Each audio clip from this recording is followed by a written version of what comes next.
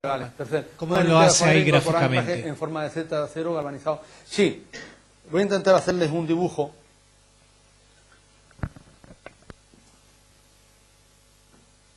Sí, cuando nosotros tenemos aquí una fábrica disgregada, tenemos, al intentar reponer, tenemos que intentar vincular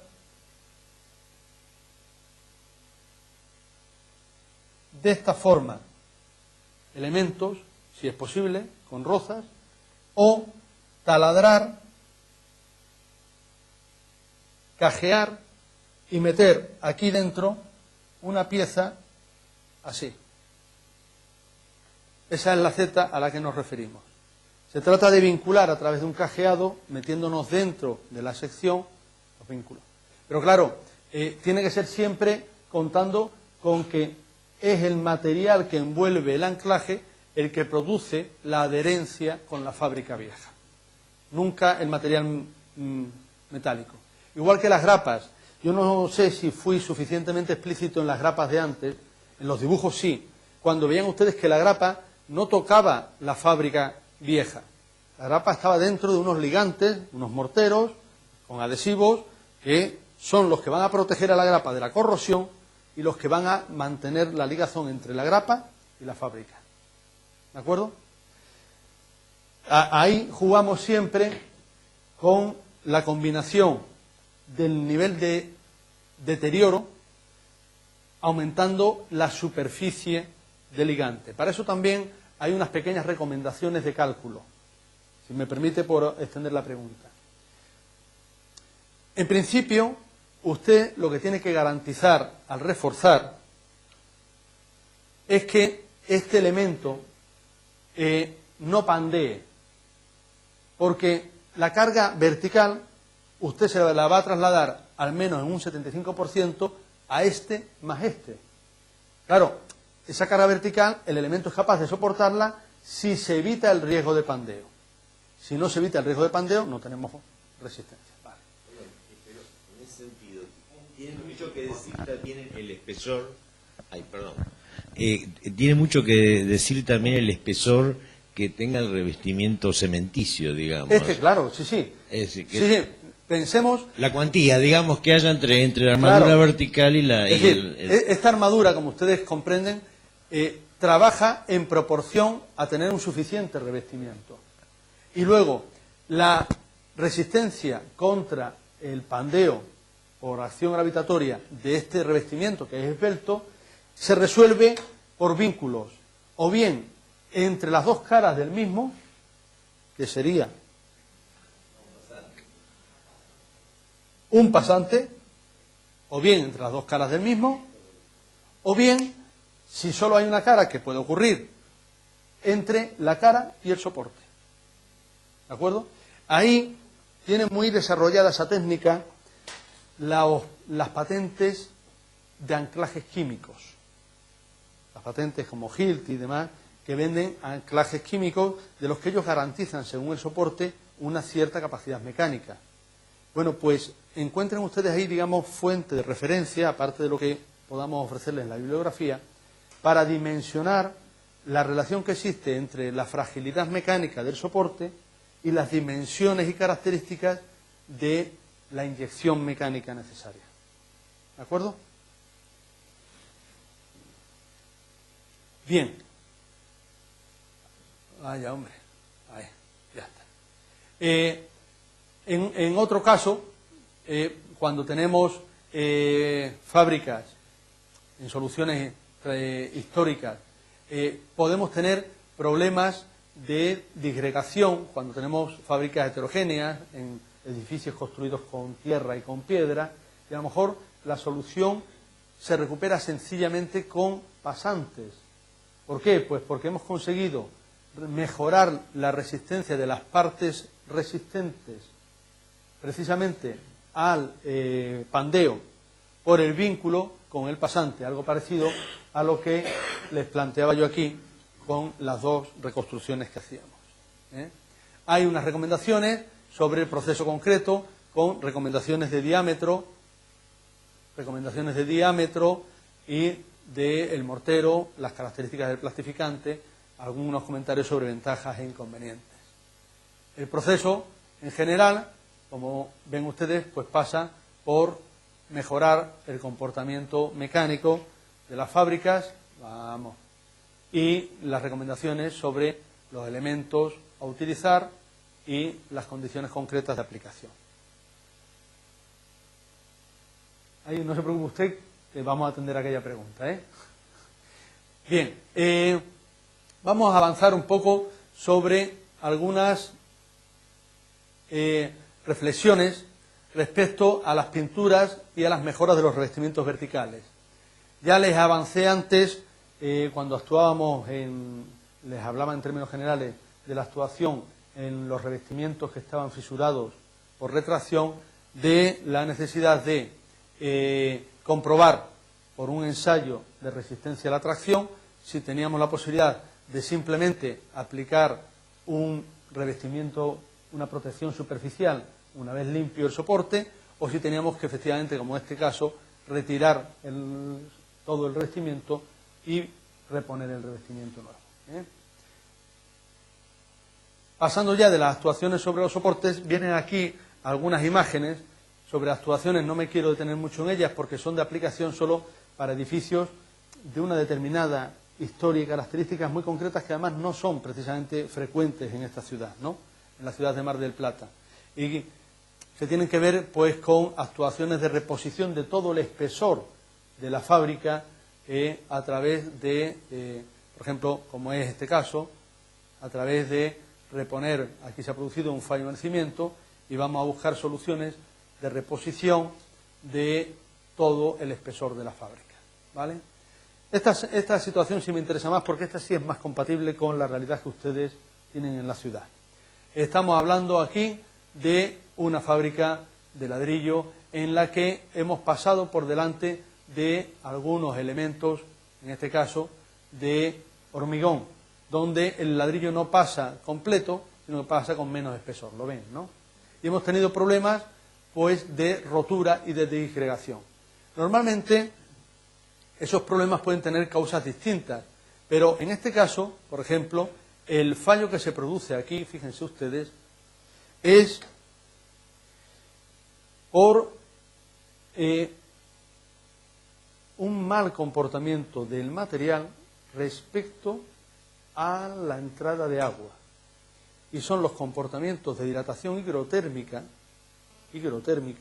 las que han producido la rotura del ladrillo, fíjense ustedes, cegando la cara exterior por la primera, digamos, línea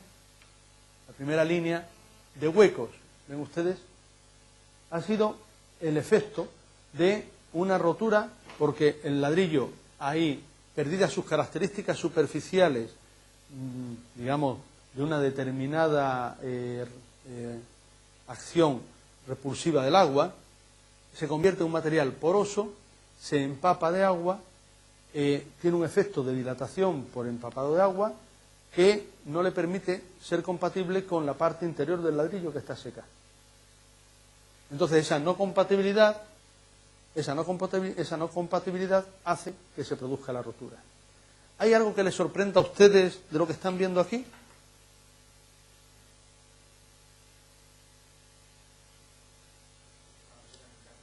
Se parte por la mitad y que, además de partirse por la mitad, hay una presencia de mortero muy alta, con lo que también ha bloqueado la capacidad de acompañamiento de la parte interior con la exterior.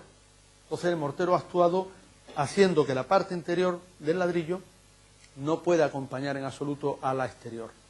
Entonces, bueno, simplemente esas roturas han provocado en los ladrillos que eran especialmente porosos, finalmente el desprendimiento.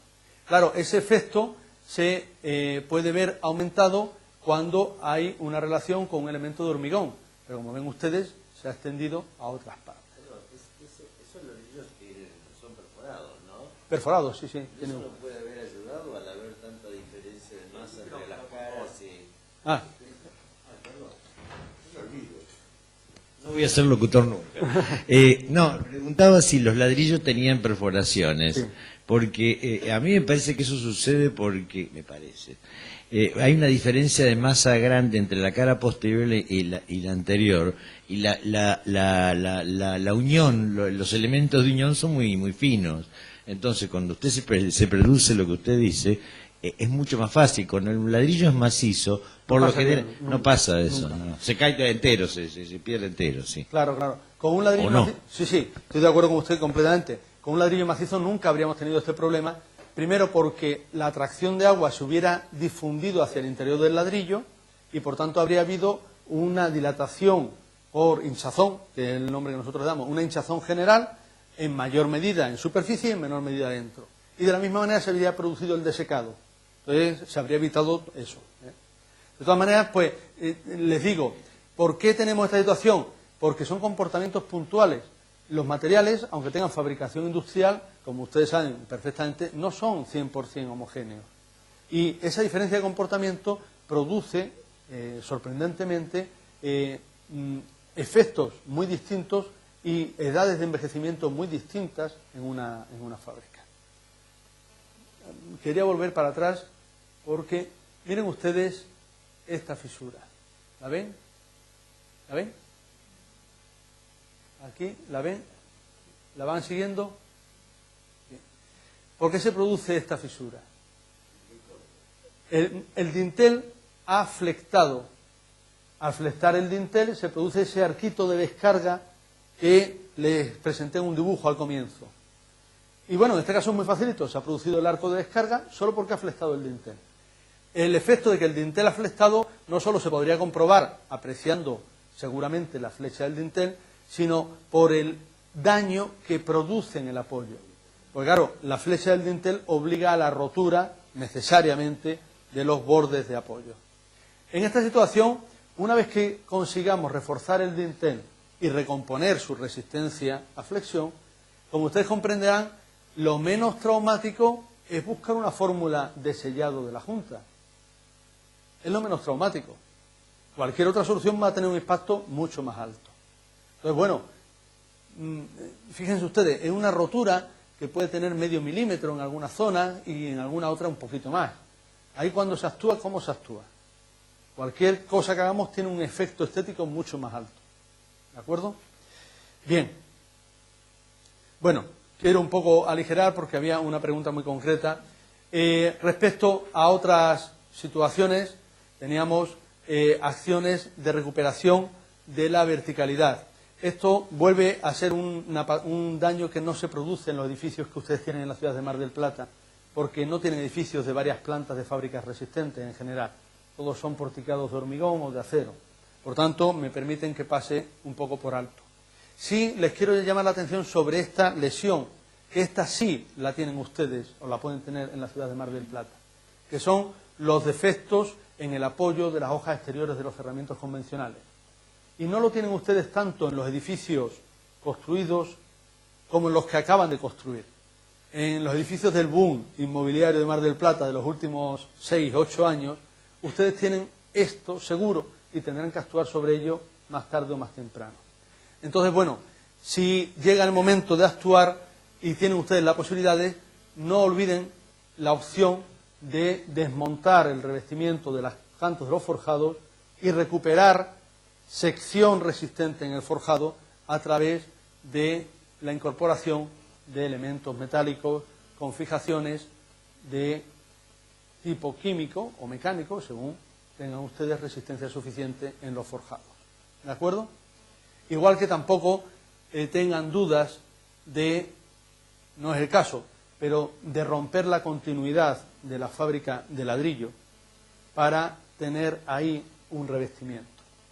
Porque hay que comprender que las soluciones en las que el ladrillo,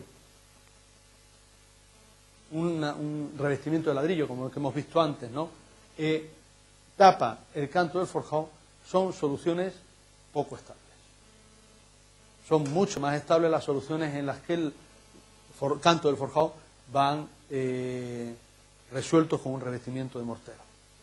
Porque eso le permite traer resistencia mecánica del forjado justo a 2 centímetros del apoyo del ladrillo, no a 4 o a 6. ¿Me explico? Respecto a la falta de estabilidad. Este no es el caso porque esta es una fábrica vista, pero imagínense que esto fuese un ladrillo visto, que aquí requiere que siga habiendo ladrillo visto, ¿no? Como los ejemplos que les puse antes. Pues oigan, no se preocupen, renuncien al ladrillo visto, refuercen el canto del forjado hasta sacarlo al plano prácticamente del ladrillo visto y ya tienen estabilidad. Y ahora revistan y se acabó. ¿De acuerdo? Bien. No sé, voy a repasar si hay algo muy importante que les quiera decir. Estos son cálculos son sencillos cálculos, pero que les sirven para justificar actuaciones mecánicas, y yo les animo a que si tienen alguna vez que hacer refuerzos, no eviten el cálculo. Porque había una pregunta muy concreta, me quedaría por ver todo lo de revestimientos, ya de otro tipo, hemos visto algunas reparaciones de revestimientos, pero había una pregunta muy concreta que me planteaba su compañero y que no quería dejar de abordar en estos minutos. Antes de pasar a esa, ¿hay alguna cuestión sobre lo que hayamos visto ahora que quieran ustedes plantear? ¿Alguna duda? Bien. La pregunta que me hacía su compañero en el descanso era un poco cómo interpretar, cómo aplicar la tabla y el procedimiento de muestreo estadístico. Él ha estado ya trabajando con el protocolo y tiene una idea de cómo se puede aplicar, pero le daba una cierta seguridad que se lo intentase aclarar y comentar. Y yo creo que nos viene bien para entender en la relación con la inspección de un edificio entero, como el que hablábamos antes, qué utilidad puede tener o no el protocolo. Entonces, si me permiten un segundito, escapo de aquí.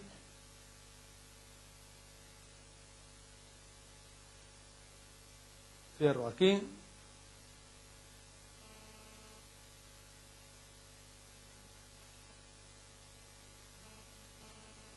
Ahí.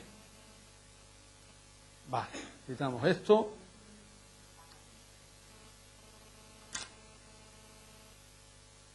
Y les explico con un ejemplo.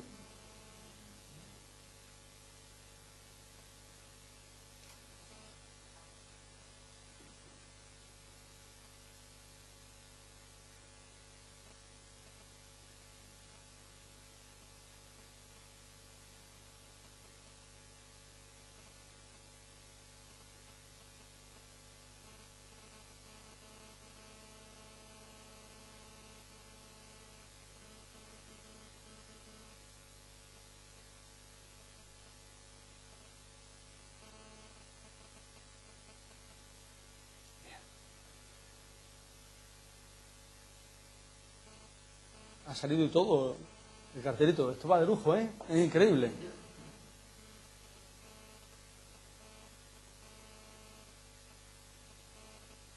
Muy grande ya. Vale. Bien, verán ustedes. Lo primero que tenemos que hacer es dividir el conjunto del edificio por lotes. Uno de los lotes, dijimos, las fachadas, las cubiertas, los departamentos del borde. Y luego nos queda un lote, que era la pregunta concreta que nos hacía su compañero, que era todas las unidades homogéneas, todos los departamentos que no están ni en la planta baja, ni en la última, ni en los bordes, y que además son todos de una dimensión y confección y demás, y presencia en la fachada iguales. Por ejemplo, todos los departamentos que dan a la costa en la torre la de Habana, por ejemplo. ¿De acuerdo? Ahí tenemos, pues, una familia en la que a lo mejor tenemos, de los 6 departamentos, por decir algo, no sé si son 6 o son 8, nos quedan 4 en el centro, quitando la planta baja y la planta alta, pues nos quedan 4 por 20, 80 departamentos. ¿Vale? Bien. Pues, nosotros tenemos 3 niveles distintos de fiabilidad que a nuestro criterio podemos elegir. Podemos elegir una fiabilidad de 4, de 6,5 o de 10. Es una forma de numerar 3 niveles distintos de fiabilidad. Evidentemente, para fiabilidad más alta tendré mayor tamaño de la muestra desde el principio. Y para fiabilidad menor tendré menor tamaño. Ahí, como les dije ayer, ya no conseguí poner de acuerdo a los catedráticos y a todo el equipo para que hubiera un solo nivel. No, al final tenía que haber 3 niveles porque algo había que dejarle al técnico de responsabilidad en la determinación de todo esto. Bueno, pues muy fácil. Tamaño de la muestra. Verán ustedes, en principio vamos a partir del tamaño del lote. ¿Cuántos apartamentos dijimos que teníamos? ¿80? Estamos en un lote que tiene 80 unidades. Si el lote tiene 80 unidades, la muestra tiene que tener 2 por 8. 16. De los 80 tenemos que chequear 16 departamentos. Y de esos 16 departamentos se van a identificar en 2 familias. De modo que la primera familia, pues yo digo, va a ser sobre el plano este. Y los elijo. Abajo hay unas recomendaciones de cómo elegirlos. Es decir, tengo que intentar elegirlos con el mayor nivel de pluralidad posible. No sería lógico elegir, venga, pues voy a elegir todos, uno cada 2 plantas en esta línea vertical. Pues no, vamos a intentar saltear, buscar a lo mejor 2 que estén juntos y otros que estén separados, la mayor pluralidad posible. Bien. Ahora, en este caso, vamos a chequear la primera familia. La primera familia, que son 8 apartamentos. ¿De acuerdo? Entonces, de esa familia, imagínese usted que resulta que me da un resultado válido toda la familia. Pues entonces no voy a tener que chequear, estamos aquí, imagínese que me da un resultado no válido 3. Entonces, en ese caso, me vengo aquí abajo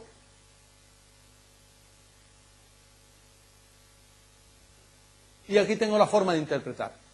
Si en la familia 1 tengo un número de resultados positivos aceptable, puedo extrapolar la condición positiva, válido. La V es válido. Si tengo un número válido, puedo extrapolarla.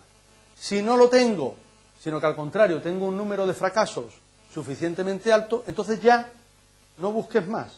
Si en esas 8 que has catado tienes 6 fracasos, es que hay que reconocerlos todos. Y si estoy en una posición intermedia, recurro a la segunda familia. De la segunda familia me encuentro con una situación muy parecida. Ya estoy en la segunda familia. Claro, aquí voy a tener menos margen, porque si he tenido que pasar a la segunda familia es porque la primera familia me dio resultados regulares. En la segunda familia vuelvo a comprobar el número de situaciones válidas. Si son las que tengo razonables, extrapolo el resultado positivo. El edificio, a pesar de esos fallos en la primera familia, tiene una condición positiva. Como conjunto, eso no quiere decir que donde no había fallo, evidentemente tengo que actuar. Pero eso no me dice que haya fallo en todo el edificio, sino que he coincidido en esos fallos. Y si no fuese positivo suficientemente, entonces no sería extrapolable el valor válido y ya tendría que reconocer los 100 departamentos. ¿De acuerdo? Imagínense que el reconocimiento del departamento, si ustedes me permiten, es desde dentro del departamento comprobar que no existen fisuras en los dinteles de las ventanas. Venga, pues yo llego a un departamento, hay una fisura. Si tengo un departamento con una fisura, ya estoy en la situación de que no es todo positivo. Tengo que ver el número de departamentos que me encuentro con fisuras, o el número de ventanas y aplicarlo ahí. Puedo tener en mi inspección varios departamentos que tenían fisuras. Sin embargo, me ha permitido el sistema no investigarlos todos, sino reparar los que he visto, con una visión razonable, porque eran en una proporción suficientemente pequeña como para extender la condición positiva. ¿De acuerdo? ¿Voy bien? ¿Alguna otra cuestión en la que les pueda ser útil? Bueno, pues unos minutos, en primer lugar, para agradecerles su paciencia. En segundo lugar, para anunciarles una publicación que, como resultado de la colaboración entre la Escuela de Arquitectura de Mar del Plata y la Universidad de Sevilla durante estos años, se producirá en relación con el estado y los estudios que han hecho durante estos años los alumnos del máster, con la colaboración de los profesores, sobre la Casa del Puente. Esa publicación no solo tendrá aspectos concretos sobre la Casa del Arroyo, sino que tendrá algunas cuestiones de carácter general y de metodología que espero que sean interesantes y que, como les digo, contará con la colaboración del equipo de profesores que durante estos años hemos llevado esta tarea. Así que, pues nada más, muchísimas gracias.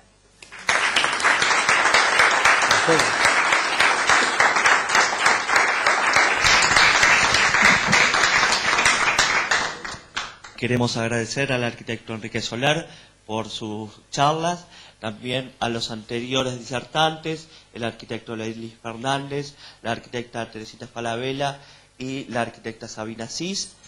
En breve, una vez terminado la postproducción de los videos que se han tomado de las diferentes charlas, serán subidos al canal de YouTube que está dispuesto en la página web del colegio.